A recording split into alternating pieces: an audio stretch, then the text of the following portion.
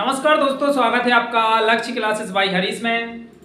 ये चैप्टर बहुत ही इंपॉर्टेंट है आपके ग्रुप डी एग्जाम के लिए। जो भी आने वाले पेपर हैं ग्रुप डी के 2026 के, उसमें ऐसे 1 से 2 क्वेश्चन आपके एग्जाम में जरूर मिलेंगे। हर एक शिफ्ट में भी मिल सकते हैं, जो बहुत ही इंपॉर्टेंट है। ये केमिस्ट्री का चैप्टर है, अध्याय 4। उसमें है कार्बन एवं उसके यौगिक। कार्बन के बारे में पूरा डिटेल से ये चैप्टर में दे रखा है, जो पेपर में 100% पूछा जाता है।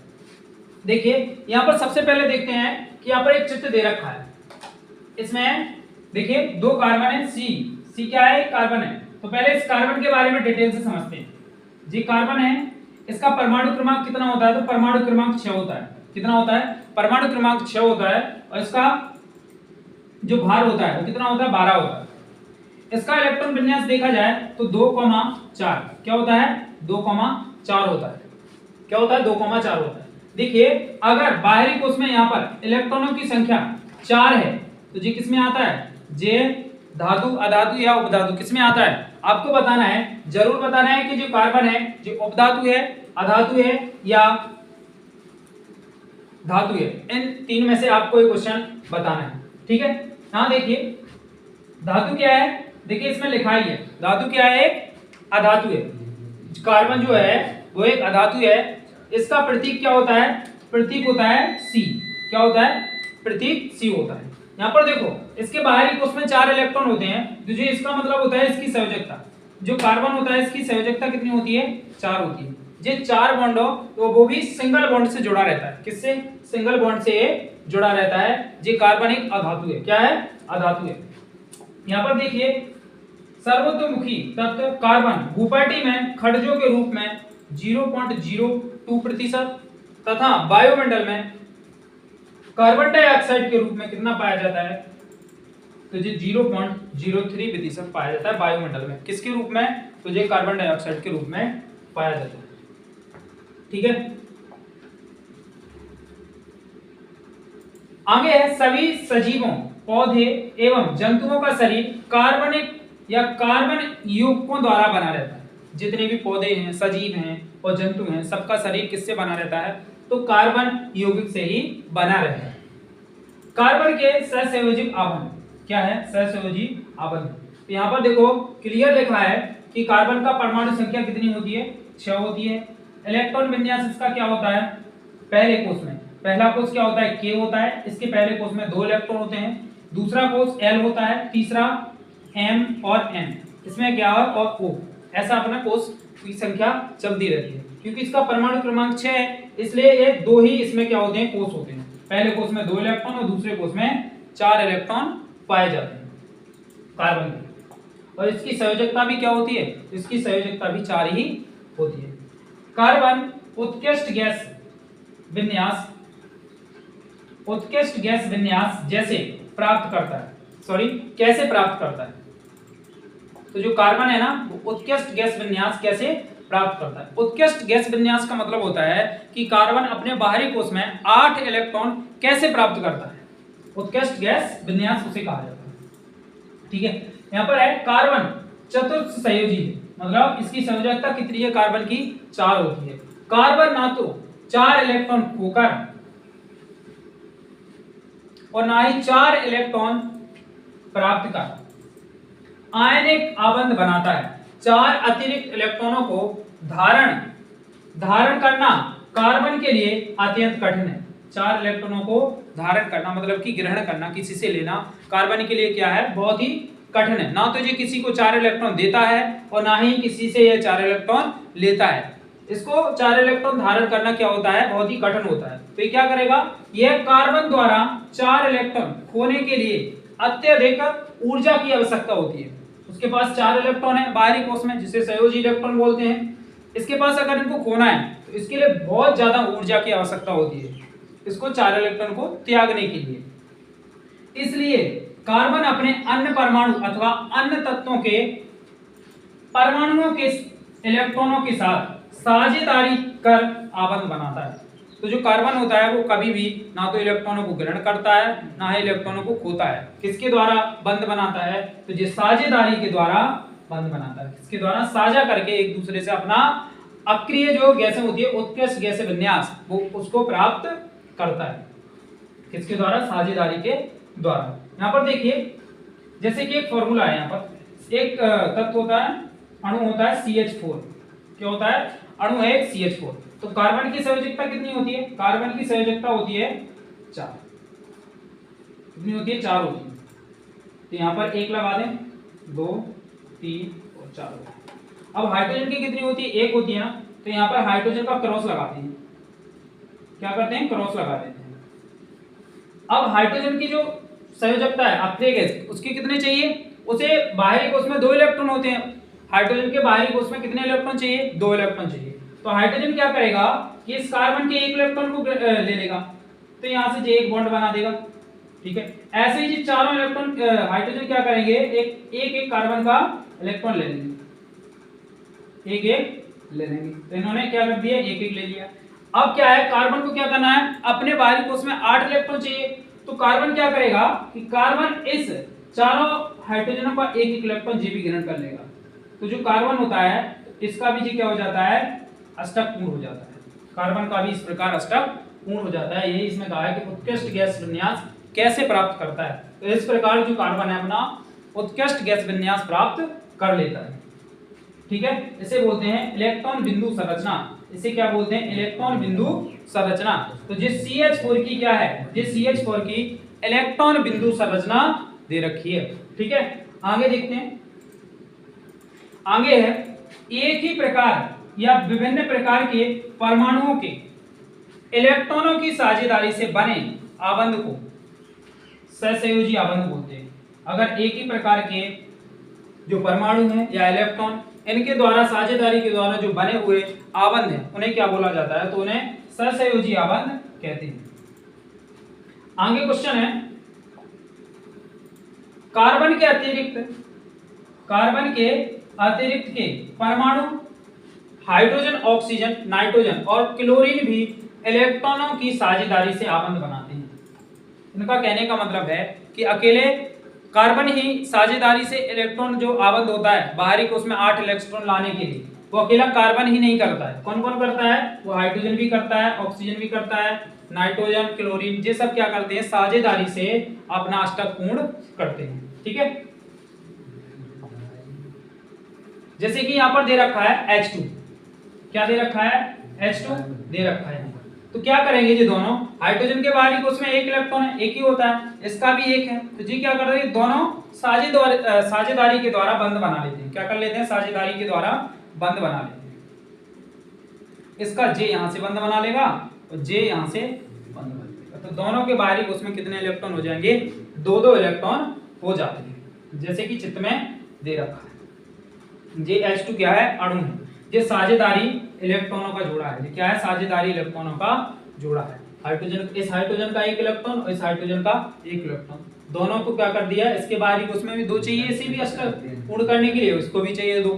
तो जी क्या कर लेते हैं? एक दूसरे को अपना अपना इलेक्ट्रॉन साझा कर देते हैं, जिससे दोनों का अष्टक पूर्ण हो जाता है। यहाँ पर लिखा है HH हाइड्रोजन परमाणुओं के बीच आबंध, यहाँ पर सिंगल बॉन्ड लगा है। ठीक है, अब इसी प्रकार देखो O2 दे रखा है। तो ऑक्सीजन का परमाणु क्रमांक कितना होता है? ऑक्सीजन का परमाणु क्रमांक होता है 8। कितना होता है? 8 होता है। तो इसका इलेक्ट्रॉन विन्यास क्या होगा? 2,6 हो जाएगा।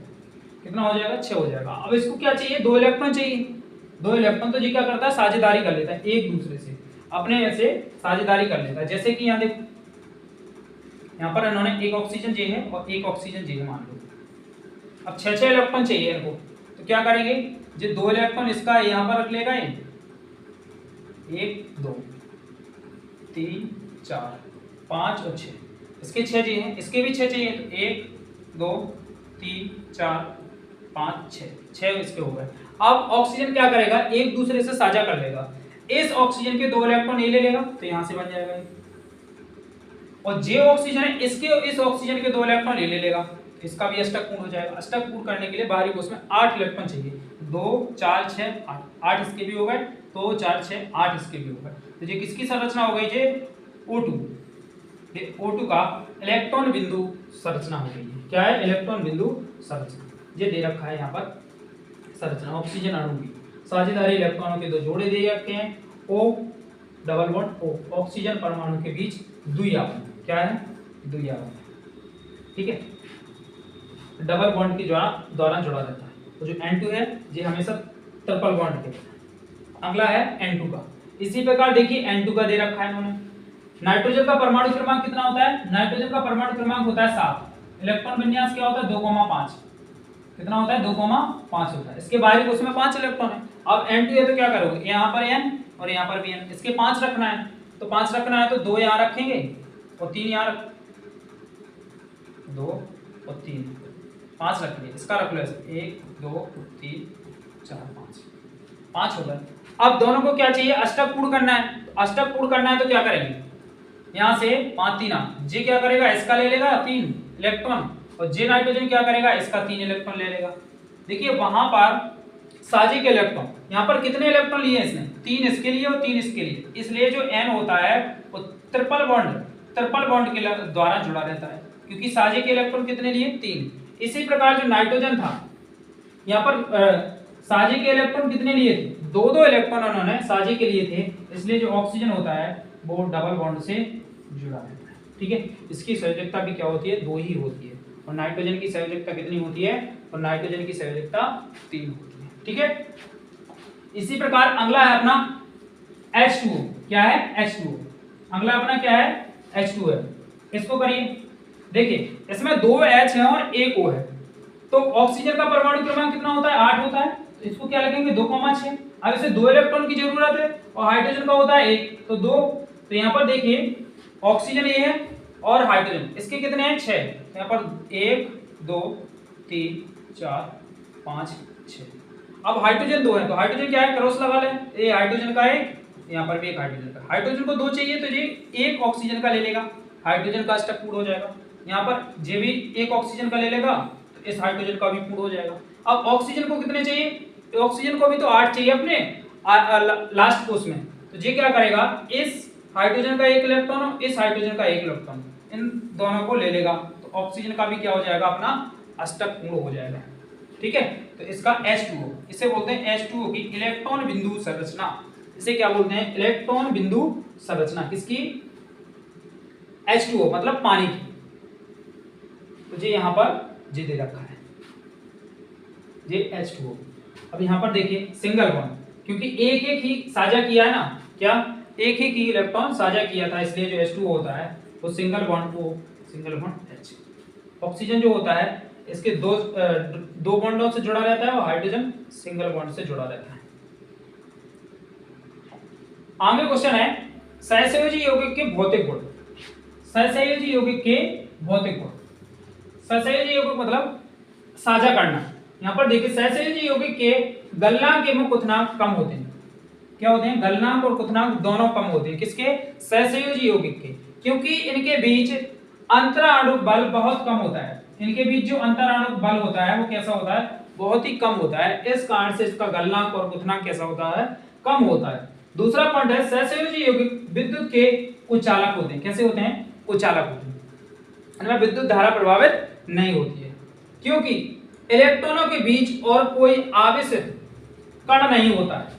इलेक्ट्रॉनों के बीच क्या होता है? कोई आवेशित कण नहीं होता है। और जो सहसंयोजी यौगिक होते हैं जे किन किन के बीच बनता है? तो जे बनता है अधातु अधातु के बीच। किसके बीच? अधातु अधातु के बीच सहसंयोजी यौगिक बनता है। अधातु अधातु के बीच सहसंयोजी यौगिक बनता है। और कुचालक क्यों होते हैं? क्योंकि जो अधातुएं होती हैं वो उनमें आयन नहीं पाया जाता। आयन नहीं पाया जाता, जिनमें आयन पाया जाता है उसी में विद्युत धारा का चालन होता है। तो धातुओं में विद्युत धारा का चालन होता है, और यहाँ पर तो जी अधातु अधातु से मिलकर बन रहा है, इसलिए ये विद्युत के कुचालक होते हैं। ठीक है, और इनके गलनांक और क्वथनांक भी कैसे होते हैं? कम ही होते हैं। क्यों होते हैं? क्योंकि अंतराणविक बल बहुत कम पाया जाता है। आगे अपना कार्बन की सर्वोत्तमुखी प्रकृति। श्रृंखलन देखिए इसका। कार्बन कार्बन परमाणुओं के बीच सहसंयोजी आबंध बनाकर लंबी श्रृंखला, शाखित श्रृंखला और वलय संरचना वाले भौतिकों का निर्माण करता है। कार्बन के परमाणु एक दूसरे से एकल, द्वि या त्रिपल आबंध द्वारा जुड़े हो सकते हैं। इसमें लिखा गया है कि जो कार्बन है ये एकल बॉन्ड के द्वारा भी जुड़ सकता है, डबल बॉन्ड के द्वारा भी जुड़ सकता है और ट्रिपल बॉन्ड के द्वारा भी जुड़ सकता है। इसकी संयोजकता क्या होती है? तो चतुर्थ संयोजकता। कार्बन की संयोजकता क्या होती है? चतुर्थ संयोजकता। 4 इसकी संयोजकता होती है। कार्बन परमाणु की संयोजकता कितनी होती है? 4 होती है, जिसके कारण कार्बन 4 अन्य कार्बन परमाणु एक सहसंयोजी परमाणु H, HCl, ऑक्सीजन, नाइट्रोजन और सल्फर के साथ आबंध बनाता है। तो कार्बन किस किस के साथ आबंध बना सकता है? हाइड्रोजन, क्लोरीन, ऑक्सीजन, नाइट्रोजन और सल्फर के साथ आबंध बना सकता है। आगे क्वेश्चन है संतृप्त और असंतृप्त कार्बन यौगिक। संतृप्त और असंतृप्त कार्बन यौगिक। कार्बन और हाइड्रोजन के यौगिक को हाइड्रोकार्बन या हाइड्रोजन कार्बन कहते हैं। क्या बोलते हैं? कार्बन और हाइड्रोजन के यौगिक को हाइड्रोजन कहते हैं या हाइड्रोकार्बन। इसे क्या बोलते हैं? हाइड्रोकार्बन कहा जाता है। जो भी तत्व, जो भी यौगिक है जो हाइड्रोजन और कार्बन से मिलकर बना होता है उसे हाइड्रोकार्बन कहते हैं। देखिए हाइड्रोकार्बन दो प्रकार का होता है, एक होता है संतृप्त हाइड्रोकार्बन, एक होता है असंतृप्त हाइड्रोकार्बन। कितने प्रकार का होता है? 2 प्रकार का, एक संतृप्त होता है और एक असंतृप्त होता है। देखिए यहाँ पर संतृप्त क्या होता है? कार्बन परमाणु के बीच एकल आबंध पाया जाता है। क्या पाया जाता है? एकल आबंध पाया जाता है। किसमें? संतृप्त हाइड्रोकार्बन में केवल सिंगल बॉन्ड ही पाया जाता है, जबकि असंतृप्त हाइड्रोकार्बन में क्या होते हैं? इनके बीच द्विआबंध और त्रिआबंध दोनों पाए जाते हैं। द्वि बॉन्ड, डबल बॉन्ड और त्रिबॉन्ड, तीनों के तीनों क्या पाए जाते हैं? इसमें बॉन्ड पाए जाते हैं। किसमें? असंतृप्त हाइड्रोकार्बन में। देखिए जैसे इसमें उदाहरण दे रखा है एल्केन, इसका उदाहरण दे रखा है एल्कीन और त्रिबंध का उदाहरण दे रखा है एल्काइन। इसके लिए एक सामान्य सूत्र भी होता है। इसके लिए सामान्य सूत्र क्या होता है? देखिए एल्केन के लिए जो सूत्र होता है वो होता है CnH2n+2, CnH2n+2, जबकि द्विआबंध के लिए क्या होता है? CnH2n, CnH2n, मतलब कि कार्बन की संख्या की दोगुना, जस्ट दोगुना हाइड्रोजन की संख्या होती है। इसमें क्या होता है? कार्बन की संख्या के 2 गुने से -2 हाइड्रोजन की संख्या होती है। तो इसका सूत्र होता है CnH2n-2। जे किसके लिए होता है? तो एल्काइन के लिए होता है, और जे एल्कीन के लिए, और जो सिंगल बॉन्ड होता है जे एल्केन के लिए पाया जाता है। जैसे इसके लिए एग्जांपल, जैसे कि मान के चलिए कार्बन की संख्या कितनी है? 1 है। कितनी ले लीजिए? 1 ले लीजिए यहाँ पर। तो यहाँ पर n की जगह कितना है? n की वैल्यू अपन ने कितनी ले ली? 1 ले ली। तो कार्बन 1 हो जाएगा। H कितना है? 2 × 1 + 2 आ जाएगा। तो यहाँ से CH2+2, तो यहाँ से CH4 निकाल के आ जाएगा। CH4 मीथेन, CH4 क्या हो गया? मीथेन हो गया। तो इसमें क्या होता है? सिंगल बॉन्ड पाया जाता है। इसका संरचना कैसी बनेगी? तो यहाँ पर हमने बनाई थी, कार्बन की संयोजकता कितनी होती है? 4 होती है। तो यहाँ पर एक H लगेगा, यहाँ पर H, यहाँ पर भी H और यहाँ पर भी H। ये किसकी संरचना है? तो CH4 की संरचना। तुम कह सकते हो कि संतृप्त हाइड्रोकार्बन में N की वैल्यू 1 भी रख सकते हो। संतृप्त हाइड्रोकार्बन में N की वैल्यू 1 भी रख सकते हैं। और असंतृप्त हाइड्रोकार्बन में द्विबंध के लिए, एल्कीन के लिए अगर N की वैल्यू 1 रख सकते हैं क्या? नहीं रख सकते। क्यों? रख के देखते हैं। N बराबर 1 रखेंगे तो क्या आ जाएगा? यहाँ पर देखिए C की वैल्यू 1, 2 × 1, तो CH2। देखिए यहाँ पर सूत्र क्या बना? CH2 बना है। और कार्बन की संयोजकता क्या होती है? कार्बन की संयोजकता होती है 4। तो कार्बन को तो 4 अलग बंध बनाना है, 4 बॉन्ड से जुड़ा रहता है। लेकिन हाइड्रोजन कितने हैं? 2 ही हाइड्रोजन है। इसलिए जो एल्कीन होती है इसमें कार्बन जो N की संख्या होती है वो N जो होती है वो 1 नहीं होती। इसमें किससे स्टार्ट होती है? तो इससे 2 से स्टार्ट होती है। यहाँ पर कितने से स्टार्ट होती है? तो यहाँ पर 2 से स्टार्ट होती है। यहाँ पर रखते हैं N की वैल्यू 2, रख लेते हैं C2H2 × 2, तो क्या आ जाएगा? C2H5, C2H4 आएगा, C2H4। तो इसके लिए क्या है? C2H4। एल्कीन में क्या होता है? डबल बॉन्ड होता है, और इसमें कार्बन कितने हैं? 2 हैं। तो यहाँ पर 2 कार्बन हो जाएंगे और इनके बीच डबल बॉन्ड लगेगा, क्योंकि हाइड्रोजन कितने हैं? 4 चाहिए। तो यहाँ पर देखो एक हाइड्रोजन यहाँ लग जाएगा, एक यहाँ पर लग जाएगा। यहाँ पर क्या हो जाएगा? एक हाइड्रोजन यहाँ आ जाएगा और एक हाइड्रोजन यहाँ आ जाएगा। इसको या तो यह लिख सकते हैं या फिर इसको लिख सकते हैं CH double bond CH, CH double bond CH। तो ये इसका फॉर्मूला हो जाता है। इसमें देखिए इसमें N की वैल्यू 2 रखना है, 1 नहीं रखी जाती। इसमें 1 से मान नहीं निकलता। इसी प्रकार एल्काइन का देखेंगे। इसमें अगर n की वैल्यू 1 रख देंगे तो क्या आएगा, C1H2 इंटू 1 माइनस 2, तो C2 माइनस 2 आ जाएगा, तो केवल C बनेगा। तो इसमें भी जो एल्काइन होता है इसमें भी n की वैल्यू 1 नहीं रखी जाती है, कार्बन एक नहीं होता है। किसमें, एल्कीन और एल्काइन में। कह सकते हो कि असंतृप्त हाइड्रोकार्बन में कार्बन की संख्या कभी भी एक नहीं होती है। किसकी, कार्बन की एक संख्या कभी भी नहीं होती। इसमें कम से कम 2 कार्बन होना बहुत जरूरी होता है, लेकिन जो संतृप्त होता है इसमें केवल 1 कार्बन हो, फिर भी यहाँ से फॉर्मूला बन जाता है। ठीक है, आगे क्वेश्चन करिए। आगे है इलेक्ट्रॉन बिंदु संरचना, जो अभी हाल में आपने शुरू में पढ़ाया था वो आ गई है इलेक्ट्रॉन बिंदु संरचना। तो ये लिखा है संतृप्त हाइड्रोकार्बन एथेन, एथेन का फॉर्मूला क्या होता है, C2H6। ये कैसे निकालेगा, क्योंकि जो संतृप्त है इसका फॉर्मूला होता है CnH2n+2। कार्बन की संख्या कितनी होती है, 2। तो यहाँ पर देखिए C2H2 इंटू n की वैल्यू 2 + 2 कितना आ जाएगा, C2 2 दूनी 4 और 2 6 H6। ये क्या, इसका नाम होता है एथेन।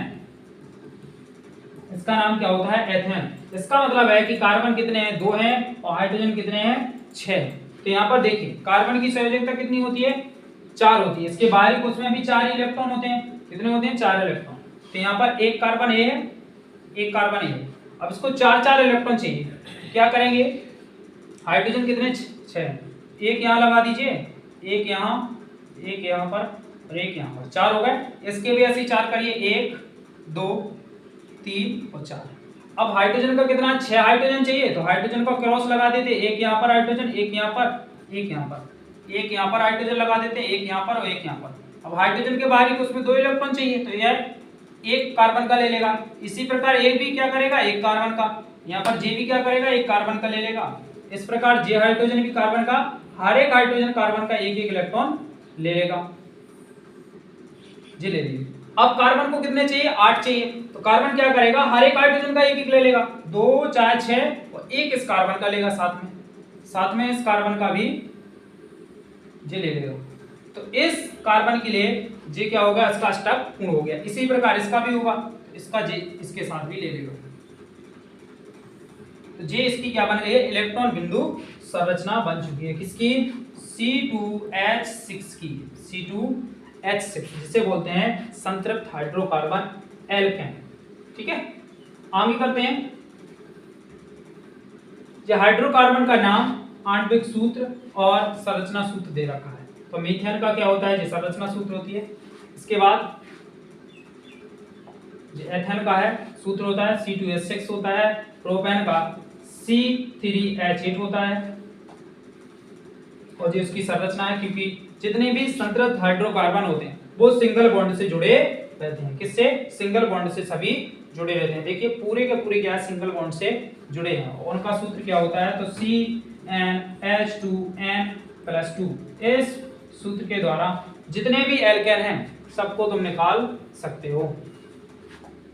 आगे क्वेश्चन है, इलेक्ट्रॉन बिंदु संरचना किसकी है, असंतृप्त हाइड्रोकार्बन की। अभी अपन ने किसका पढ़ा है, संतृप्त हाइड्रोकार्बन का। अब किसका पढ़ना है, असंतृप्त हाइड्रोकार्बन का। देखिए इसको,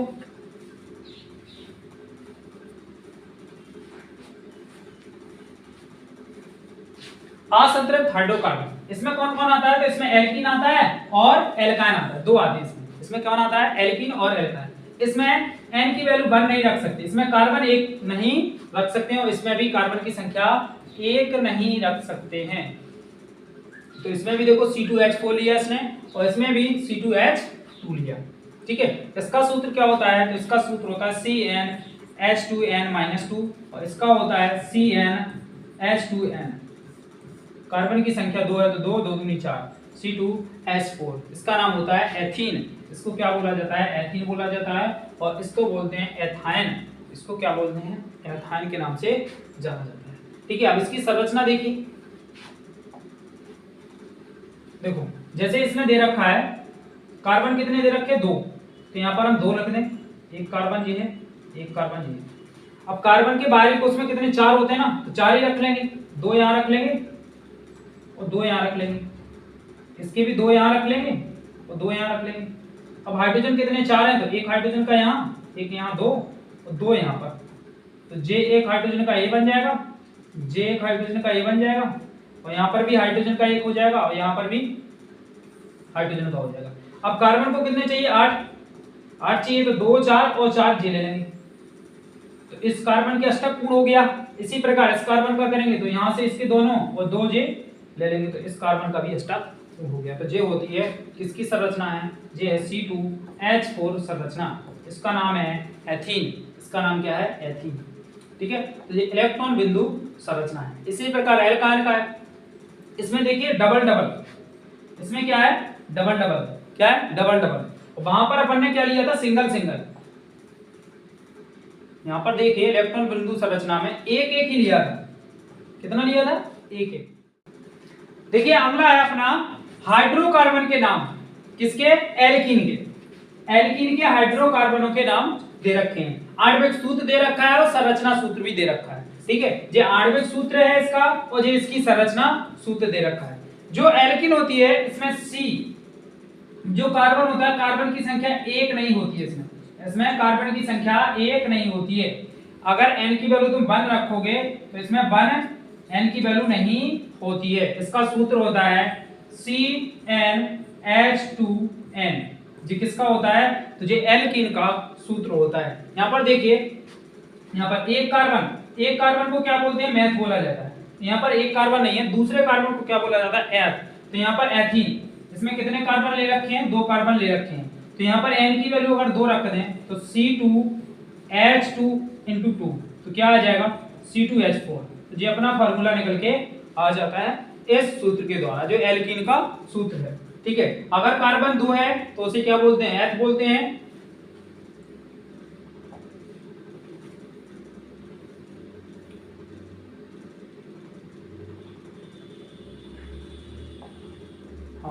अगर कार्बन की संख्या कितनी है? 2 है, तो उसे एथ बोलेंगे। और अगर कार्बन की संख्या 3 है तो उसे क्या बोलेंगे?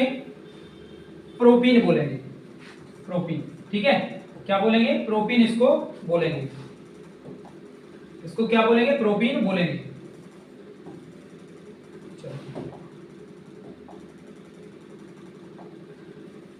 और अगर कार्बन की संख्या कितनी है? 4 है, तो उसे ब्यूटीन बोलेंगे। जी किसके लिए है? तो ये दूसरे एल्कीन के लिए है। और ये एल्कीन किस में आता है? तो असंतृप्त हाइड्रोकार्बन में आता है। और इसमें क्या होते हैं? इसमें डबल बॉन्ड पाए जाते हैं। इसमें क्या पाए जाते हैं? डबल बॉन्ड पाए जाते हैं। जैसे कि यहाँ पर एक ये क्या है? इसकी संरचनात्मक सूत्र है। तो यहाँ पर इसमें देखिए हर एक उसमें क्या है? डबल बॉन्ड जरूर मिलेगा, हर इसमें डबल बॉन्ड जरूर मिलेगा। इसी प्रकार देखिए एल्कीन का हो गया। अब लास्ट में अपना क्या बचा? एल्काइन का। किसका बचा है? एल्काइन का बचा है। इसमें क्या होते हैं? इसमें ट्रिपल बॉन्ड पाए जाते हैं। इसमें क्या होता है? ट्रिपल बॉन्ड होता है, और इसका सूत्र क्या होता है? CnH2n-2 होता है, H2n-1 होता है। तो कह सकते हैं इसमें जो कार्बन की संख्या होती है वो दुगने से 2 कम होती है। क्या होती है? दुगने से 2 कम होती है। जैसे कि एथाइन, इसमें भी n की वैल्यू क्या होती है? 1 नहीं होती है, n की वैल्यू 1 नहीं होती है। तो एथाइन से ये भी शुरू होता है। देखिए तो इसमें n की वैल्यू 2 रखेंगे तो क्या आ जाएगा? N2H2 × 2 - 2, तो C2H2 आ जाएगा। क्या आ जाएगा? C2H2 आ जाएगा, जो इसे क्या बोलते हैं? एथाइन के नाम से जाना जाता है। इसी प्रकार देखिए इसमें क्या है? Triple bond. क्या पाया जाता है? ट्रिपल बॉन्ड पाया जाता है। इसको देखो, जैसे 2 कार्बन है, इसके बीच क्या है? ट्रिपल बॉन्ड लगा रखा है, और हाइड्रोजन 2 है, तो यहाँ पर भी एक हाइड्रोजन और यहाँ पर भी एक हाइड्रोजन। तो कार्बन की संयोजकता भी 4 हो गई और हाइड्रोजन की संयोजकता भी कितनी हो गई? 2 हो गई। इस प्रकार ये किसका सूत्र हो जाएगा? संरचना सूत्र एथाइन का हो जाएगा। इसी प्रकार प्रोपान का है। ये प्रोपान का सूत्र होता है C3H4, और ब्यूटान का क्या होता है? C4H6, जिसकी संरचना सूत्र। यहाँ पर इसका मतलब होता है ट्रिपल बॉन्ड। क्या होता है? ट्रिपल बॉन्ड होता है। आगे है संरचना के आधार पर हाइड्रोकार्बन। संरचना के आधार पर हाइड्रोकार्बन। पहला है सीधी संरचना। जी क्या है? सीधी संरचना के आधार पर हाइड्रोकार्बन। देखिए इसमें सब में सिंगल बॉन्ड पाया गया। किस क्या है? एक सिंगल बॉन्ड है, इसलिए तुम इसको कह सकते हो कि संतृप्त हाइड्रोकार्बन है। संतृप्त हाइड्रोकार्बन है। इसमें केवल क्या होता है? सिंगल बॉन्ड ही पाया जाता है, जिसका सूत्र क्या होता है? CnH2n+2। यह संतृप्त हाइड्रोकार्बन का सूत्र होता है। जैसे कि इसमें क्या है? देखो इसमें जो कार्बन की संख्या होती है इसमें जो हाइड्रोजन की संख्या होती है वो क्या होती है, कार्बन की संख्या के 2 गुने से 2 अधिक होती है। तो हाइड्रोजन की क्या होगी, 2 गुने से 2 अधिक। यहाँ पर कार्बन कितने हैं, 3 है, तो 3 का 2 गुना 6, 6 से 2 अधिक 8। तो जी क्या हो जाएगा अपना संतृप्त हाइड्रोकार्बन में आ जाएगा। और सब में क्या होते हैं, सिंगल बॉन्ड पाए जाते हैं। तो ये किसे है, प्रोपेन की संरचना है। इसके बाद है ये क्या है, सीधी श्रृंखला संरचना थी। इसके बाद है शाखित श्रृंखला।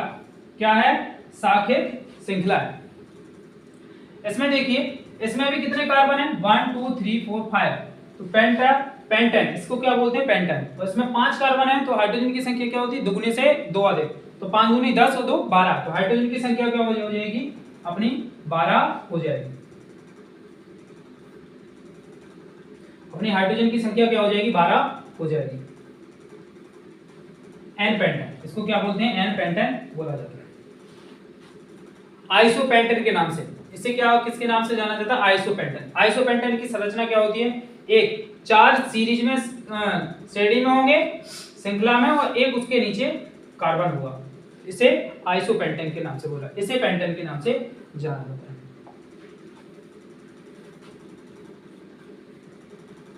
इसमें क्या है, देखो नियोपेंटेन। नियोपेंटेन किसे कहते हैं, एक 3 कार्बन श्रृंखला में होंगे, श्रेणी में सीरीज में होंगे, और एक कार्बन उसके नीचे होगा, एक कार्बन उसके ऊपर होगा, तो इसे बोलते हैं नियोपेंटेन। और आइसोपेंटेन केवल 3 क्या होंगे, 4 सीरीज में होगा, एक उसके नीचे होगा, तो उसे आइसोपेंटेन के नाम से जाना जाता है। अकेला पेंटेन सीरीज में होगा। तीसरा है इसमें वलय। एक वलय के रूप में भी कार्बन पाया जाता है। देखो जी क्या है, एक सिंगल बॉन्ड में जुड़ा है ना, तो जी क्या हो जाएगा, संतृप्त हो जाएगा। अगर सिंगल बॉन्ड में जुड़ा है तो जी संतृप्त हो जाएगा, और जी डबल बॉन्ड में जुड़ा है इसलिए जी असंतृप्त हो जाता है। ठीक है, अगर ट्रिपल बॉन्ड में भी जुड़ा होता तो ये भी असंतृप्त में ही आता है। जैसे यहाँ देखिए, ये क्या है, सिंगल बॉन्ड में जुड़ा है, इसका नाम है हेक्सेन। क्या है, हेक्सेन, जिसे बोलते हैं बेंजीन। हेक्सेन बोलते हैं इसको। क्या है, C6H12। C6H12।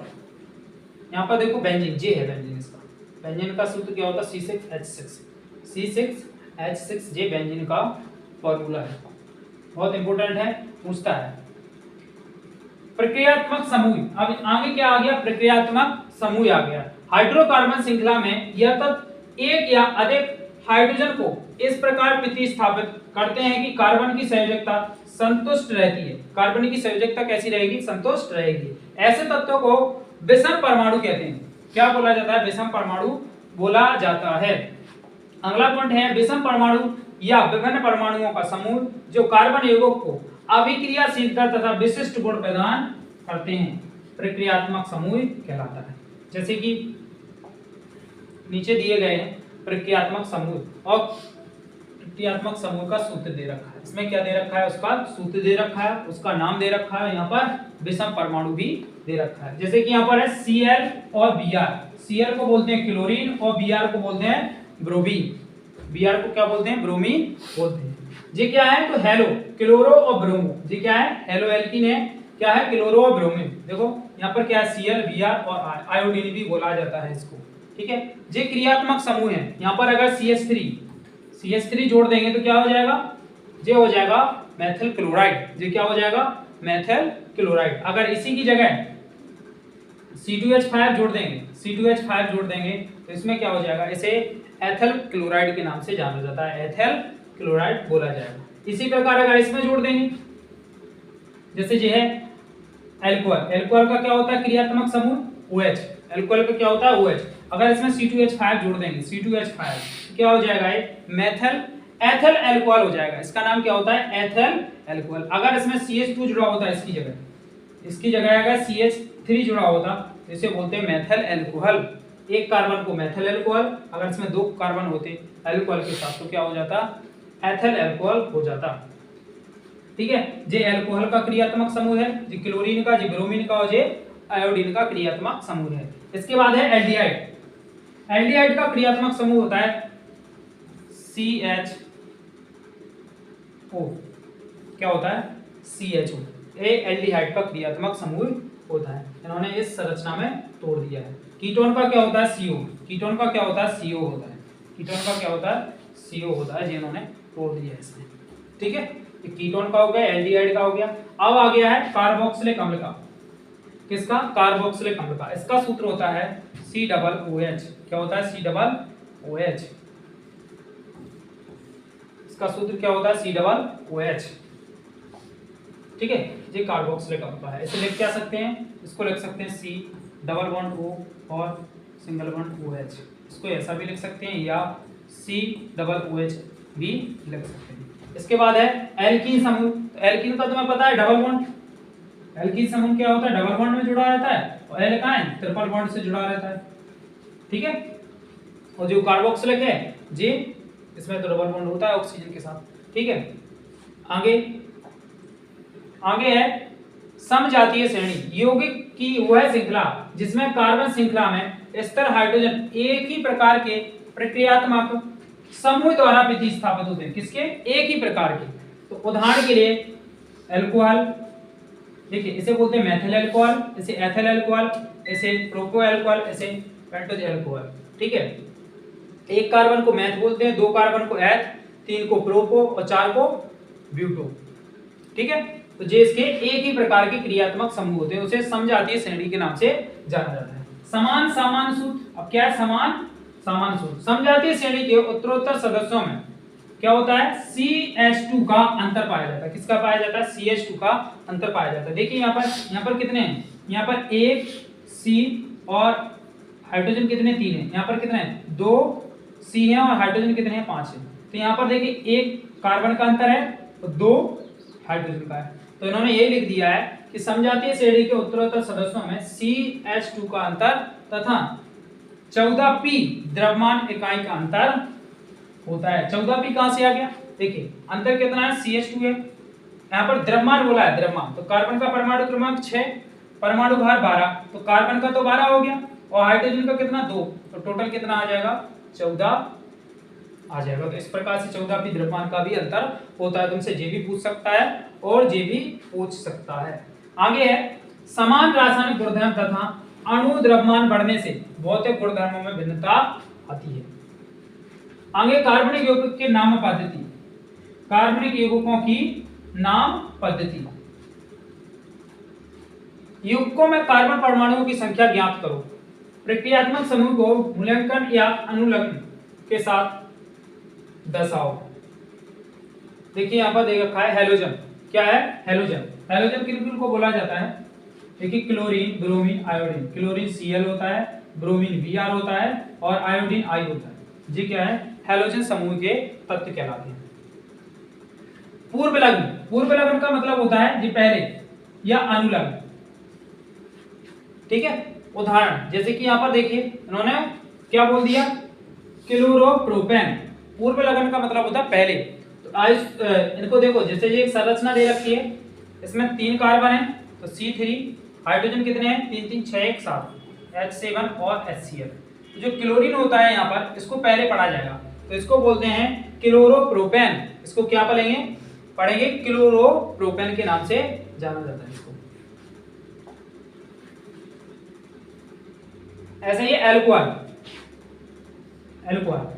अल जो अनुलग्न होता है ना, तो अल्कोहल का जो अनुलग्न है उसमें क्या पढ़ा जाता है? उसमें पढ़ा जाता है अल। क्या पढ़ा जाता है? अल पढ़ा जाता है। जैसे प्रोपेनॉल, सॉरी ऑल पढ़ा जाता है। क्या पढ़ा जाता है? ऑल। इसका क्या है? ऑल है। ये किसका? अल्कोहल का। जैसे इसमें 3 कार्बन है तो प्रो और एक सिंगल बॉन्ड है तो प्रोपेन और OH लगाया है अल्कोहल का, तो ऑल पढ़ेगी तो प्रोपेनॉल। ये क्या हो जाएगा? इसका प्रोपेनॉल हो जाएगा। एल्डिहाइड में अल पढ़ते हैं। एल्डिहाइड में क्या पढ़ते हैं? अल। जैसे कि यहाँ पर दे रखा है 3 प्रोपेनल। ये क्या है? एल्डिहाइड का समूह होता है, नल। यहाँ पर कहीं पर भी लास्ट में अगर नल लगा तो समझ लेना एल्डिहाइड समूह लगा हुआ है। ये लगा हुआ है CHO, ये एल्डिहाइड का है।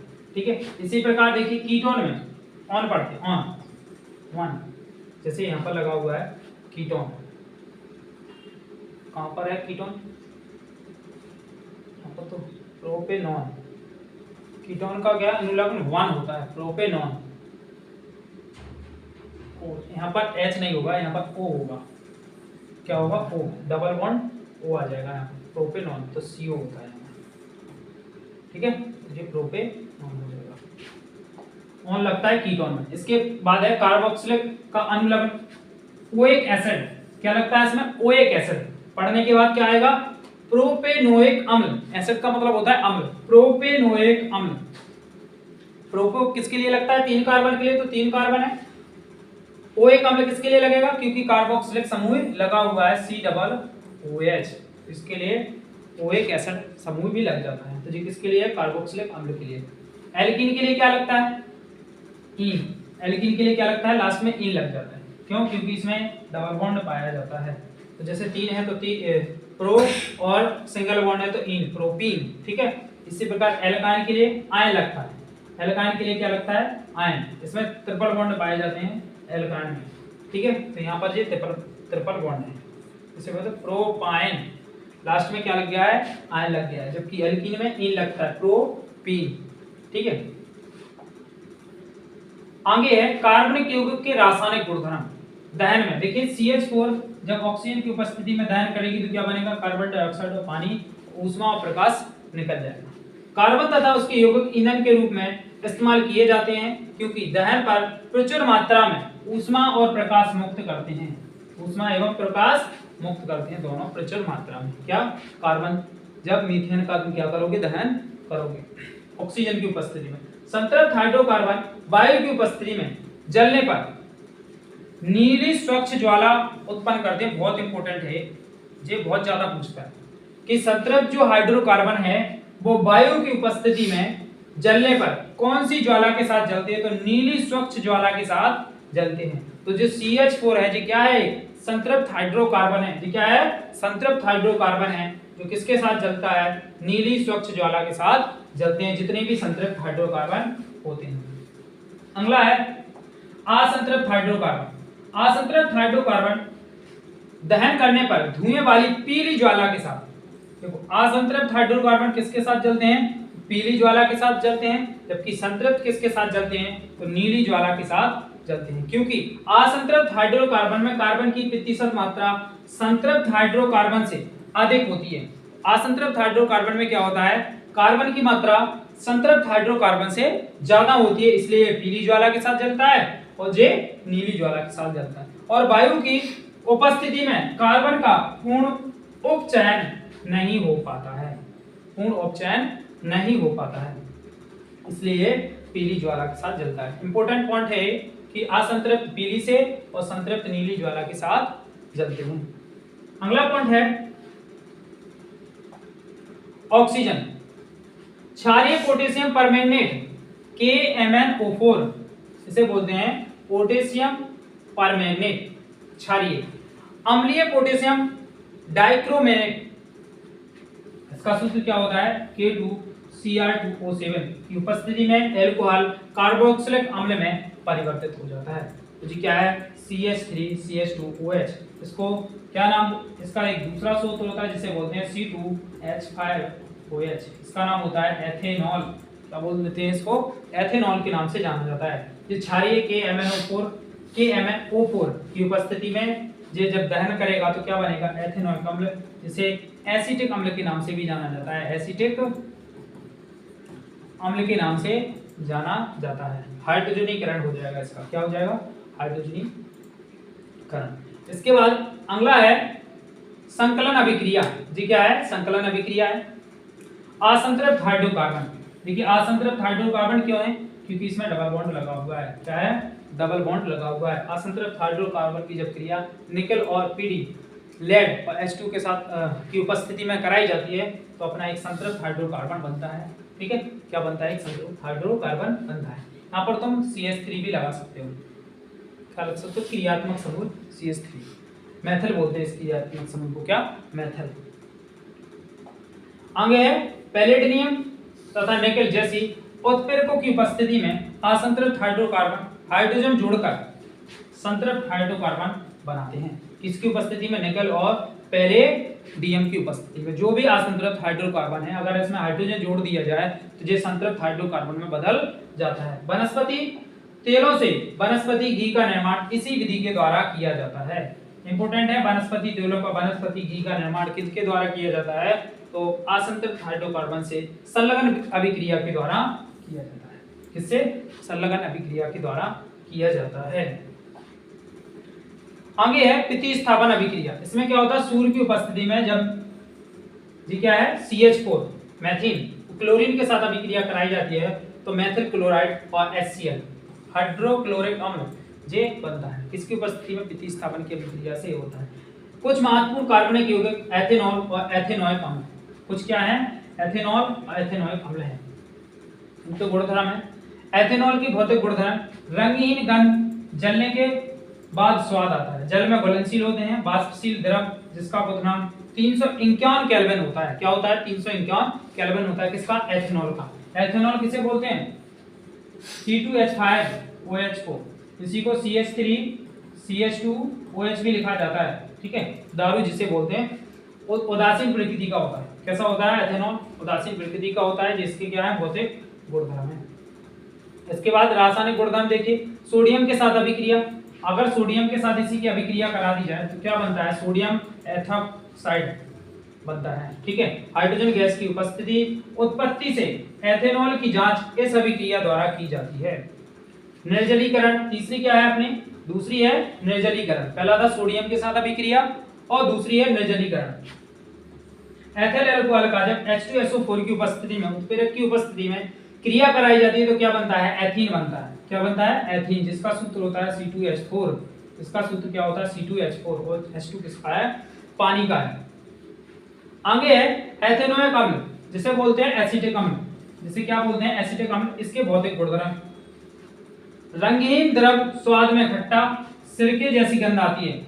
एथेनोइक अम्ल की क्या होती है? सिरके जैसी गंध आती है, खट्टा होते हैं और स्वाद में क्या होते हैं? खट्टे, और रंगहीन द्रव होता है, कोई रंग नहीं होता है इसका। इसका क्वथनांक कितना होता है? तो इसका क्वथनांक होता है 391 केल्विन। इसका क्या होता है? 391 केल्विन, जो कि सब एथेनॉल से अधिक होता है। एथेनॉल का कितना था? 351 केल्विन, 351, जबकि एथेनोइक अम्ल का कितना? 391 है, तो इसका ज्यादा होता है। शुद्ध एथेनोइक अम्ल शीतलन करने पर बर्फ की तरह जम जाता है, इसलिए इसे